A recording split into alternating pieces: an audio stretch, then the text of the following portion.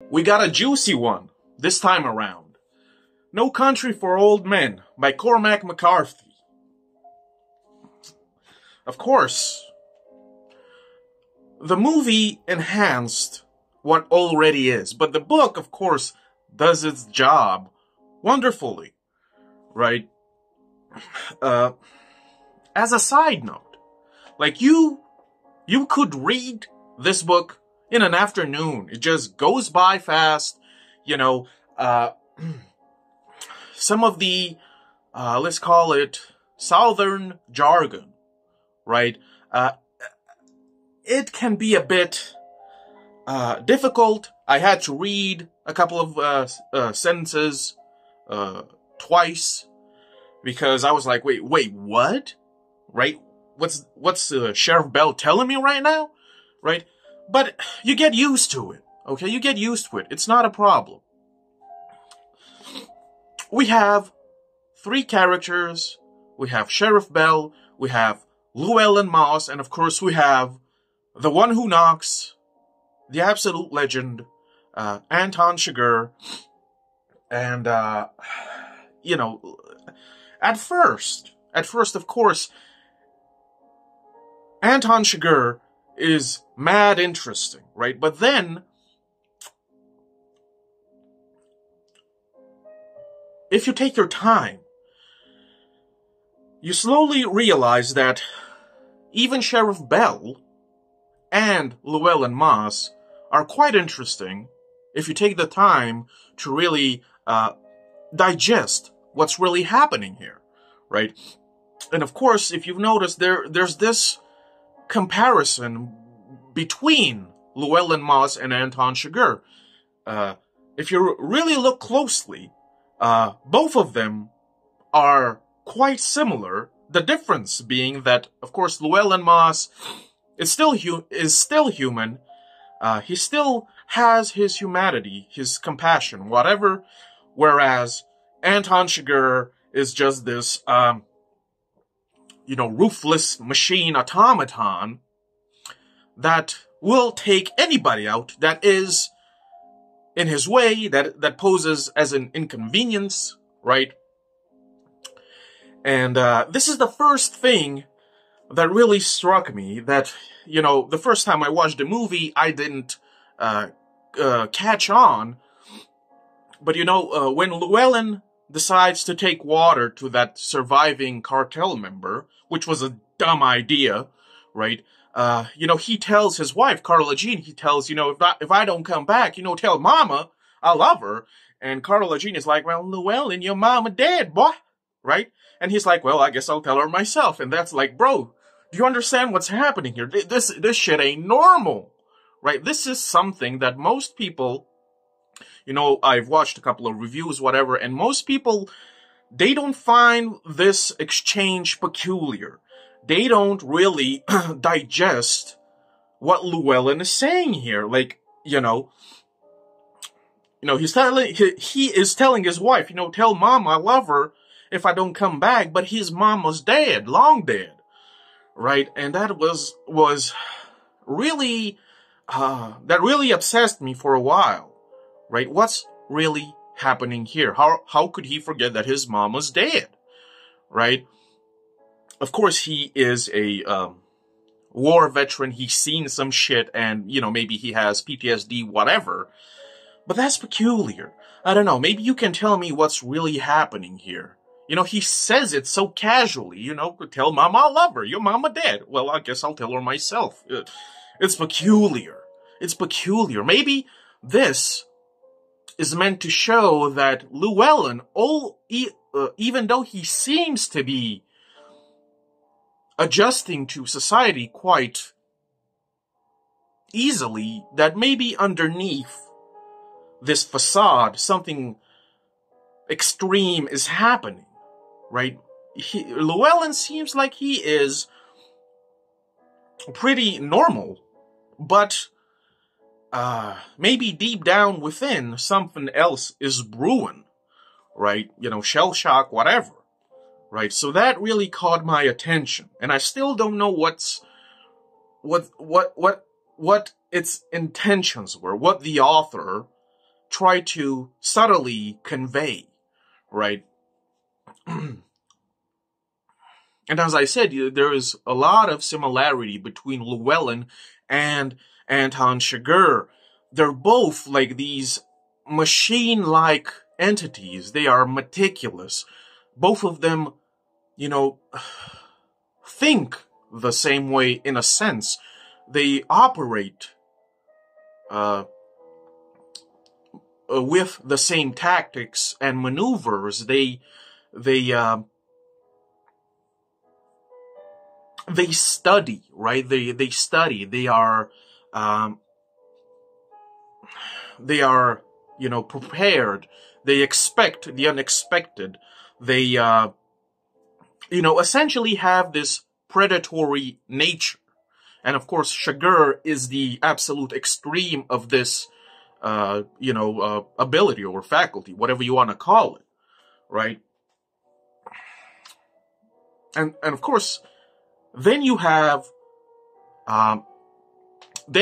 Sheriff Bell, who always, even if in the movie, Sheriff Bell always seemed interesting to me. Always seemed like every scene with this guy is captivating. There's something, yet again, conveyed, sometimes not so subtle, sometimes it is subtle, right? He seems like this guy that's in between phases, that he seems to be caught between, I don't know, the ravages of time, he doesn't relate to the age or the epoch in which he is in.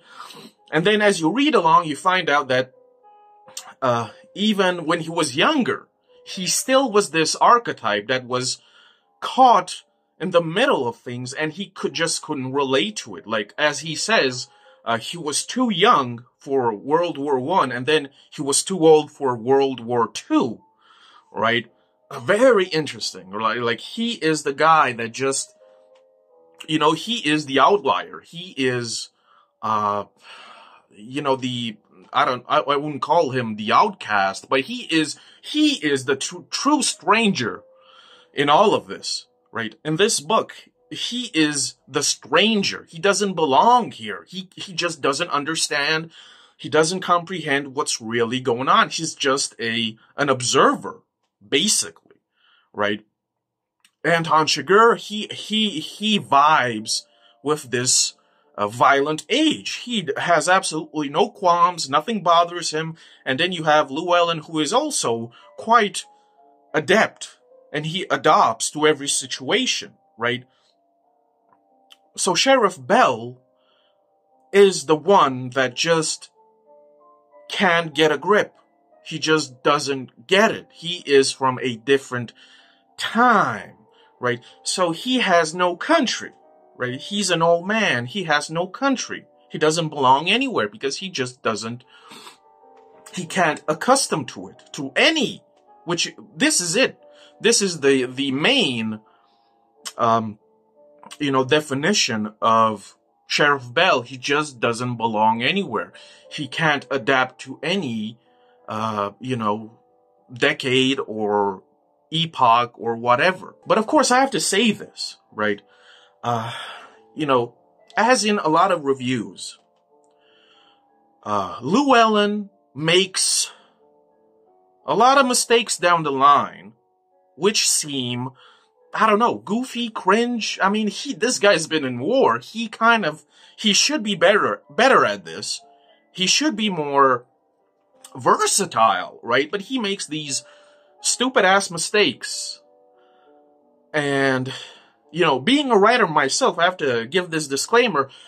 Listen, the reason Llewellyn makes these mistakes is because the plot has to happen. If Llewellyn was a real person who operated under the guise of a common sense logic, then there would be no book, there would be no movie, there would be no plot whatsoever, right?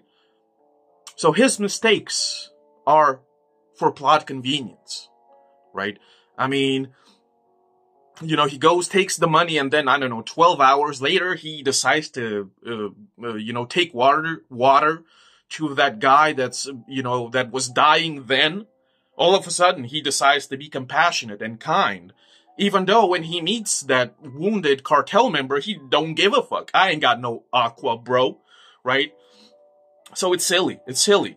Right? But I guess it serves to show that he has some humanity left, even though it is, I don't know, stupid. What he does is stupid. And he says so. He's like, I'm gonna do some stupid shit, but I'm gonna do it anyway. And I'm like, Llewellyn, no, bro, no, don't do it, bro. Right? And thus, you know, the cat and mouse game ensues. He's always on the run with the money. He is being, you know, tracked by the cartel and by Anton. And, you know, Llewellyn, he survives pretty well, given the odds against him. But I have to say this.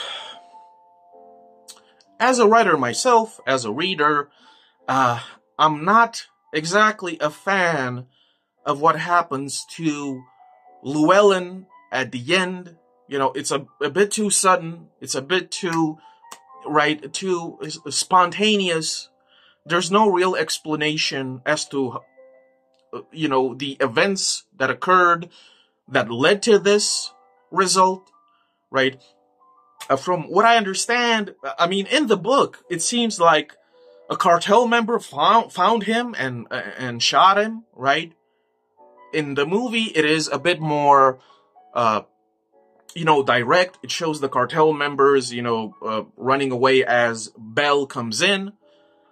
You know, even in the book, maybe I wasn't paying attention, but it seems like some cartel member found him. Llewellyn was with this 15-year-old girl. She gets killed. Llewellyn gets shot, and before he dies, he shoots the cartel member. I don't know. You know, it's vague. That's what I'm saying. But I guess this serves to show that, you know, everything in life basically just happens, you know, on the go. Sudden, spontaneous, right? He just dies, and that's it. And he was supposed to be our protagonist, our hero, and he just gets clapped, you know, off screen, basically. And another thing with Anton Chigurh, he's so mysterious. I still don't understand what his principles are. I don't get what really drives him. You know, and this is another, I guess this is the only aggravating thing about this book, how McCarthy wrote it. I just don't understand, like, who's really involved here. You know, I understand that there are the cartels that are, you know, trafficking drugs. And I guess that, a criminal organization from Dallas, maybe, you know, paid for the drugs, right? I don't know who, you know, hired Anton Chigurh to track down the money. Was it the cartel? Was it the organization from Dallas? You know, it's very vague. It's very vague. Who hired this guy? Right? Who hired this guy? Nobody knows. I can't say who are the real players here behind the scenes. Who are the shadowy figures that hired somebody like Anton Chigurh? Or is Chigurh just, you know, his own employer, right? I don't know. Because at the end of the book, when Anton retrieves the money, he gives the money to some guy. I don't know who this guy is. And they have back and forth, and the guy kind of hires Anton to be his hitman, whatever. But it's, again, it's so vague. You don't know where you are. You don't know who this person is, right? Very vague, very vague. And, you know, it's, you know, you hear this cliche in fiction about, you know, showing, not telling, but in this case, we needed to be told certain things, I think, right? You see, I'm a writer myself, and even as a reader, sometimes I want to be told certain things. You know, speculation can only take you so far before you're just, like, you know, frustrated. You know, Chigurh's thing with the coin toss, what does that mean other than, you know, he operates on random chance and entropy and chaos? You know, does that mean anything? Because he says to this clerk, he says, you know, that coin, it took 22 years to get here. And does that mean something? Does that mean something? Is the coin a specific thing that we should investigate, the date, etc., etc., or is it just, a plot device? Is it nothing at all, right? I don't know. It's, like I said, it's so vague. I don't get it, right? And of course, the coin scene with the clerk is just, it's brilliant, right? It's brilliant. Masterfully done. How he passive-aggressively questions this guy who is, let's face it, he's a dum-dum, and the guy is scared shitless. We gotta close. When do you close? We close now. You close now? When do you close? Is there something wrong? Right?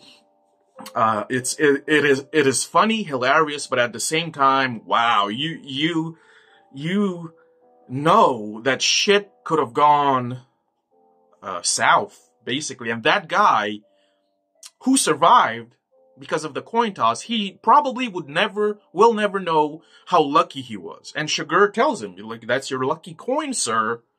Don't put it in your pocket.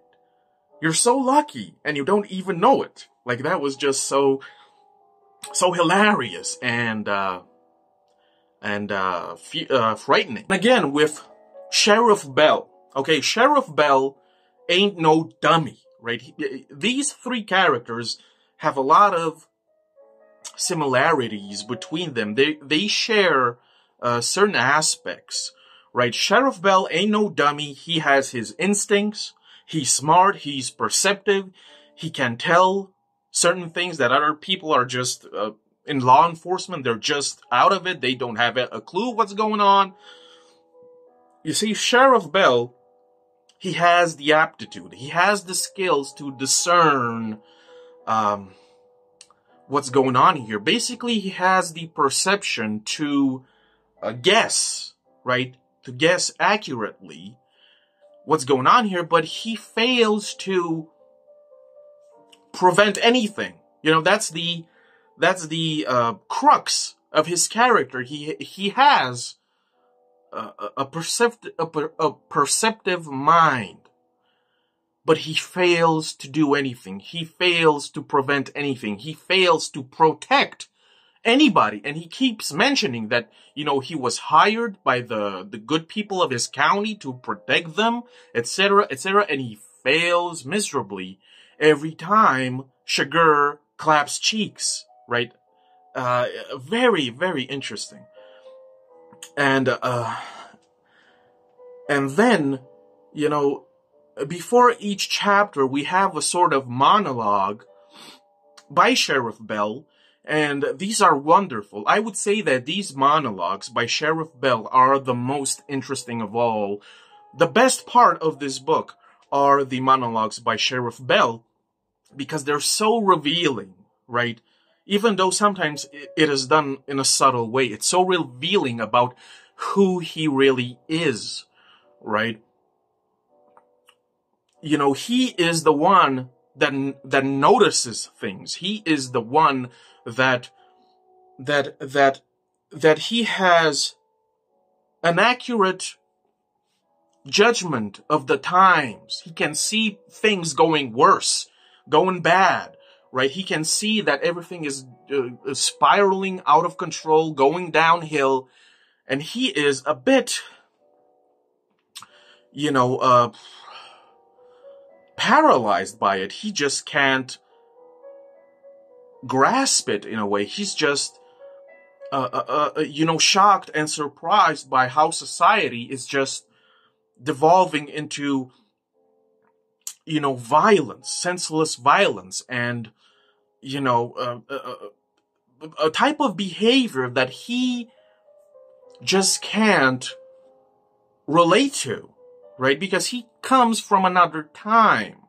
This is what we are being told again in repetition. He is a man that comes from another eon that is now long dead. And he, in one of his monologues, he says, back in the day, there were these questionnaires for schools, and the faculty, the teachers, they they used to complain about their students, kids, chewing gum in class and talking, whispering in class and being, mischievous, this sort of, vanilla type of conduct. And now in the 80s, another questionnaire was, given to schools. And now the complaints are, the students are, raping, killing, trafficking drugs, spontaneous violence, I don't know, cannibalism, what else? And he's like, Bell is just shocked by this. He's like, what the fuck happened? What the fuck happened? He just doesn't get it, right? Which is strange because, and this is my point, why is Sheriff Bell so in awe and paralyzed by, this spree of inexplicable violence? Because this man was in World War II. Number one, he was shelled by mortars. His buddies in the army, they got killed. He was the only survivor. He got a medal because of this. Right? And then he talks about what happened to him when he became a sheriff, right? One guy almost shot him to death, right? And so on. So he had occasions. There were examples when he saw this spiraling out of control of violence throughout his career. He has seen evil. He has seen the darkness. He has seen the random entropy of it all. And yet he is behaving like this, I don't know, this pious virgin who's like, who has woken up from a coma. And it's like, yo, bro, what's happened? Kids have green hair and they have bones in their noses. And I'm like, bro, what the fuck are you talking about, Sheriff Bell? What are you doing? Right? It's like he is this guy that just woke out of a coma and he's like complaining about this boomer shit. Right? He has seen every evil aspect of human nature. He has seen chaos. Right? And yet he is passive. He is, just another boomer that he just doesn't get it. He doesn't know what to do, right? He is out of it, which is strange. But I guess this is what happens when you're old, right? When you get old, I don't know, you're just kind of, I don't even know what words to use to accurately describe, Sheriff Bell and what his deal is, because I don't understand what his deal is. You just can't say, the cliche, he's getting old, he's overmatched. Like, he, throughout his life, has dealt with situations that are extreme in some way or another, to a degree or another, and yet he's just this guy that is, astonished. He is astonished by what is happening here. He doesn't get it. He doesn't get it. Even though we know that even in the 80s we had, serial killers and mass shootings and, war after war. He has seen, decade after decade that things were going, to hell. And this is it. He is somebody that failed to pass the class. He is in remission, right? It seems that life just passed him by, and all of the events just passed him by, and he was in this sleep stasis, right? And all of a sudden, because of sugar, he wakes up and he's like, yo, bro, what's happening here, bro? I don't get it. Back in the 50s, bruh. Back in the 50s, things were different, bruh. Right? I don't know, the 80s are built different, right? It doesn't make any sense to me. Doesn't make any sense whatsoever why he has this attitude. And I guess the only explanation is that when you get older, this is what happens to you, right? So Sheriff Bell is, the titular man, the old man who has no country. He doesn't belong anywhere, right? He just doesn't understand the times he is living in, right? And he keeps giving these examples. You see, back in the day when he became sheriff at the age of 20-something, you know, the worst thing that he had to deal with were good old boys, you know, stealing cattle or whatever, right? And now we have, you know, cannibals and fucking, I don't know, suicide bombers or whatever, and Anton Chigurh, who just walking around like the fucking Terminator, right? So he doesn't get it. He is the old man out of time. He is a fossil. He is a prehistoric entity that doesn't belong anywhere, right? I should say that his type of mindset, his type of philosophy or ideology is expired. It's old news, okay? It's old news. It's obsolete. It's obsolete, right? People like Sheriff Bell are obsolete in this timeline, right? Because he doesn't comprehend anything. Because of this, he can't do anything to prevent Anton Chigurh. He cannot prevent the cartels from, you know, doing what they do. And of course, there will be innocent victims, a lot of them. And, you know, he finally realizes and accepts that he is overmatched, and he quits because at least he has, I don't know, at least he has the balls to admit it that, bro, I'm just useless here. I don't understand anything about anything, and I can't do anything to prevent anything. So he just quits. And, of course, it is a defeated and, I don't know, cynical attitude, but it is what it is. At least he is, you know, man enough to admit it. And he steps down. Maybe somebody else will come along, better equipped, but we all know that evil, you know, even if this type of evil is taken out, another version of it will come along and pick up, you know, pick up the game. It's a hustle, right? Evil will never truly die, right? Fascinating. You know, these three characters, you know, Bell, Llewellyn, and Chigurh are absolutely fascinating. They are timeless. But not enough people talk about Llewellyn and Sheriff Bell. They keep on focusing on Chigurh, and I understand why this is it. Why this is the way that it is. But listen, bro, I get it. He is fucking amazing as a villain. But I think Llewellyn and Sheriff Bell, they deserve more attention, right? They deserve more attention, right? They are not throwaway characters, right? They are real people. Cormac McCarthy has written real people, which is very hard to do. I know, I'm a writer myself. It's so difficult, but he has succeeded, right? And I think I'll finish with this, right? You know, the theme of this book is, you know, in the end, of course, evil does triumph. The darkness does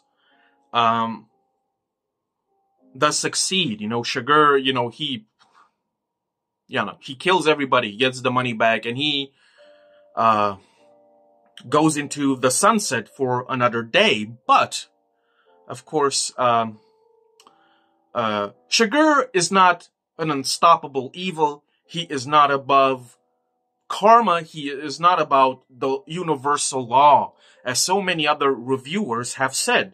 And of course, by the end, you should have realized this, because this is just my speculation, but I think the car accident was, you know, I wouldn't call it divine punishment, but it was, you know, a punishment of karma, because he kills Carla Jean, who I think is an innocent in all of this. She is absolutely innocent. And, you know, the universe maybe said, you know, Chigurh, maybe you need to be cut down to size, boy.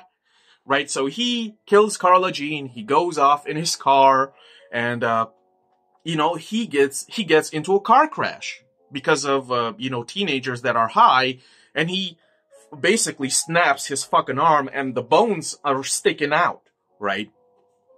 But he manages to walk away, escape the authorities once again. But here is what a lot of reviewers didn't say, and I also didn't catch on, right?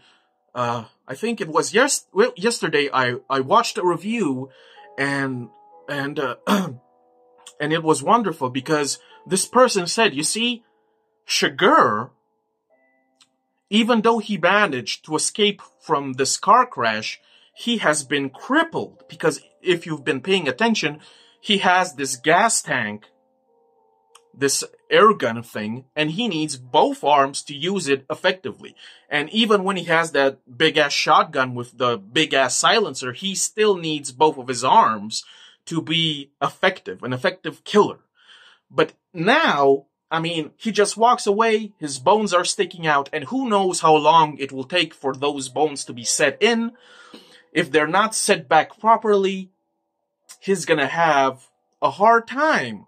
He's gonna have a handicap. He will be crippled, nonetheless. And listen, this is another thing that most people have omitted.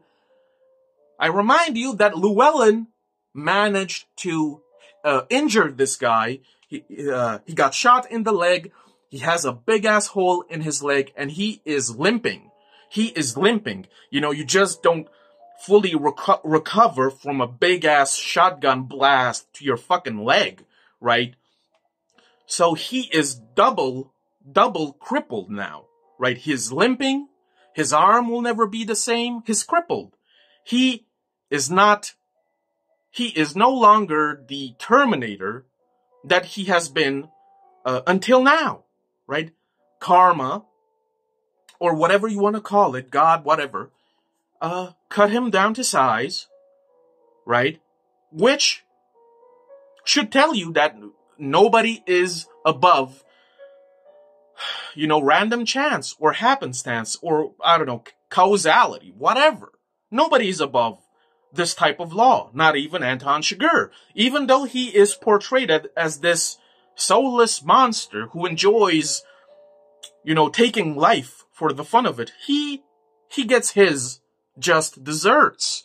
And he managed to escape this time, but who knows what will happen next time around, right? Next time around, he won't be this almost supernatural killing machine, of course, right? So yeah, I mean, this is a wonderful read. Amazing, right? The writing style in this book is not my favorite. I'm not a fan of it, right? And listen, bro, listen, I'm a writer.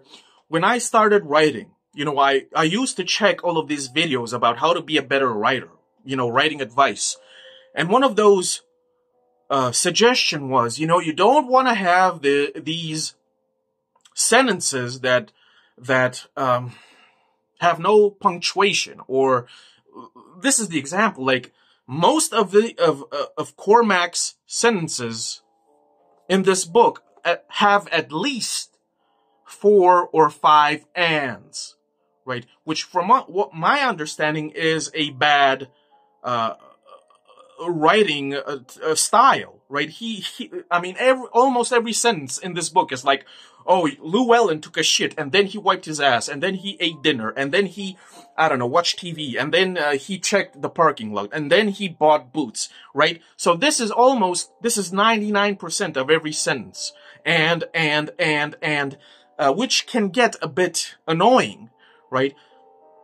But that's just nitpicking, right?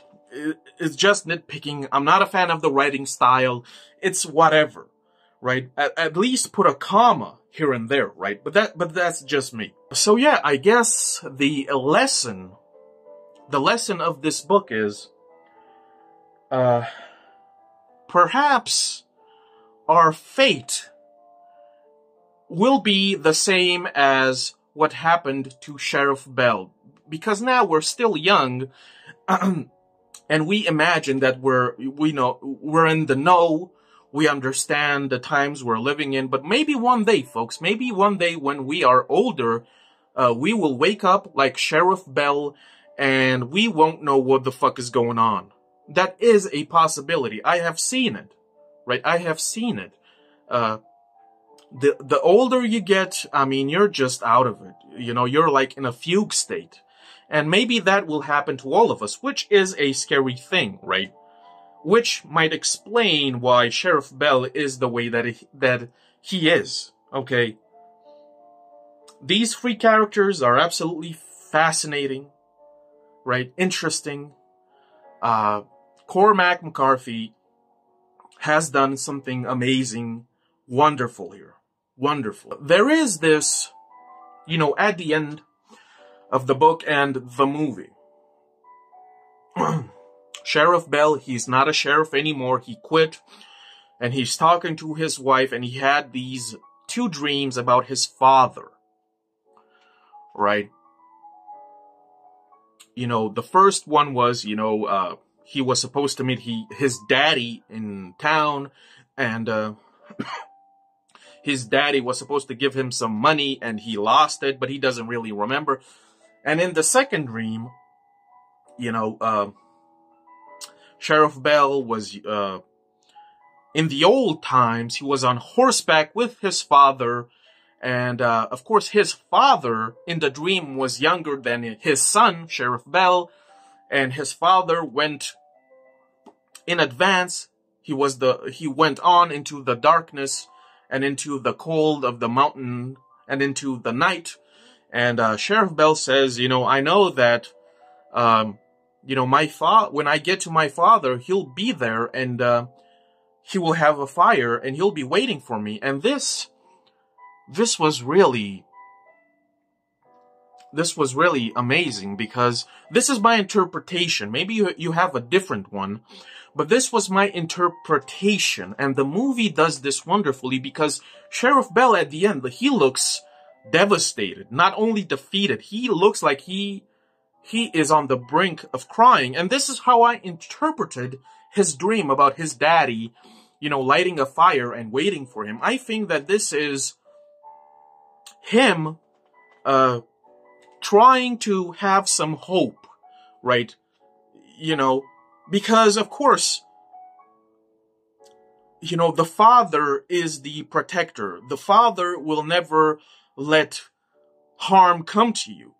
Even though Sheriff Bell now is an old man, he still has this dream about his father waiting for him with a fire going, you know, as a sort of way of protecting him from the darkness and the cold, you know, and my interpretation is even from the evil, right? Because back in the day, in the old times, you could rely on older folks to have your back, right? I guess this is my interpretation. Maybe I'm wrong, but I think this is Bell trying to have hope, trying to have some sort of foundation to rely on. Because otherwise, if you've read the book and if you've seen the movie, Sheriff Bell, even though he's extremely likable, is a very cynical old man. He is very cynical, very pessimistic, right? And maybe, I mean, it's not even subtle. He is somebody who sees things clearly, right? So this dream with his father being the younger man, and he still kind of hopes that his daddy will be there in the darkness, you know, maybe to protect him from all the senseless violence and all this, you know, evil. I guess that's what it is, right? He must have hope that there will be somebody that he can rely on, right? But of course, my opinion is that those times are over, right?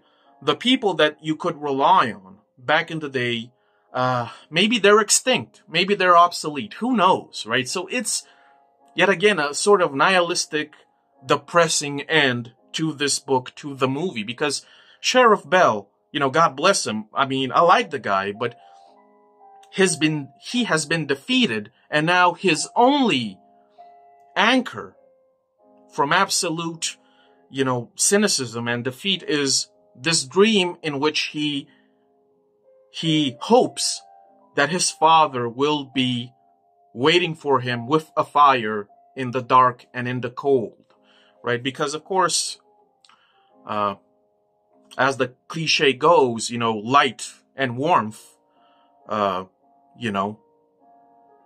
can or should defeat the darkness and it's cold, right? But that's just me. Who knows? Maybe you have a different interpretation, right? To me, the ending with Sheriff Bell is absolutely depressing as fuck. It's almost hopeless, right? Here we have this old man that is defeated. He is frail. Maybe he is sad that he couldn't prevent anything, that all those people died, right? He can't rely on anything like in the good old days.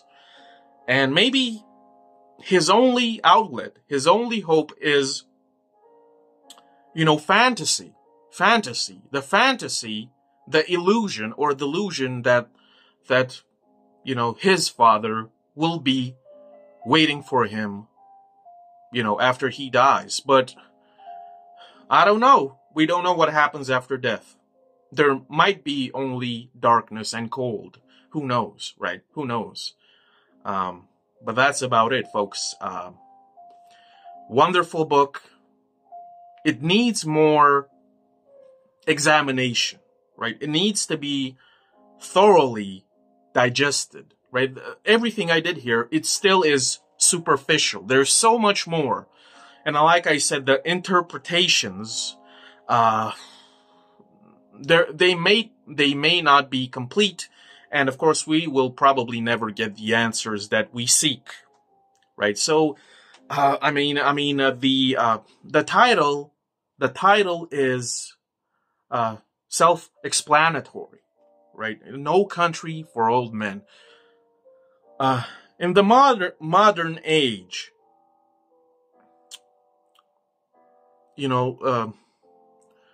ideologies or philosophies or mindsets or conduct, like in the good old days, the simplistic ways of living, be honest, treat people like you would want to be treated, and all of those cliches, they are obsolete now in this modern time in any country.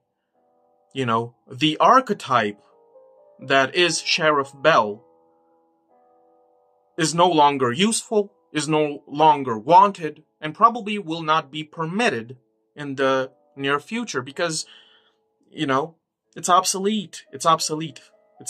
It doesn't work anymore. I've always said this. Now, evil is overt. Evil now has reached an apogee, an apex, and its deeds are in full display. And people like Sheriff Bell will never be able to stop it. It is what it is. So now, there are truly no countries for old men. For people who believe in these, stoic and timeless qualities and values that should be cherished, they are no longer needed, will not be needed anymore. The classic way of living, the classic way of being, the classic way of thinking, all of those things are obsolete now. They are expired. And I don't think there will be a renaissance. And you could argue that because these qualities and values are no longer needed, right? That is why evil has pinnacled, right? Maybe. Who knows? Wonderful book. Cormac McCarthy is, he is built different. That is what I will tell you. He understands evil. He understands darkness. He understands the human condition. And I want to read more. And now I'll start reading The Road. Okay, but that's it. If you haven't read it, read it. If you haven't watched the movie, watch it. Okay, the movie has a couple of differences, but it's still an amazing watch, okay? If you want to support your boy, I got a few books of my own on Amazon. The link will be down below.